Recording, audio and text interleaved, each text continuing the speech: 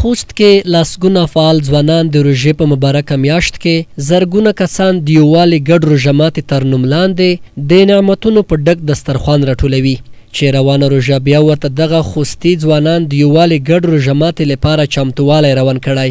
ویل کېږي چې د یاد روژه ماتي لپاره ګڼو کسانو تر خپله وسه نغدي او د خوراکي توکو کومکونه کړي او یاده لړۍ د ځانګړو کمیټو په شتون کې روانه ده چې ډېر ژر به د یووالي ګډ روژه ماتي تر نوم لاندې دسترخوان هوار او زرګونه کسان به پرې یو وخت ګډ روژه ماتی سره وکړي. او دغه روژه ماتي څخه موږ هدف د خوستي ځوانانو یووالی او دوی ترمنځ مینه او محبت او لطف دی چې خوست کې مشک قومونه په خپل منځ کې سره راټول شي او د مینې ورورولۍ په یو ټغر باندې کښېني. بېلابېلو سیمو څخه ځوانان وو چې موږ ناسته ترسره کړه. هغې په جمله کې موږ خپله کمیټې تشکیل کړې.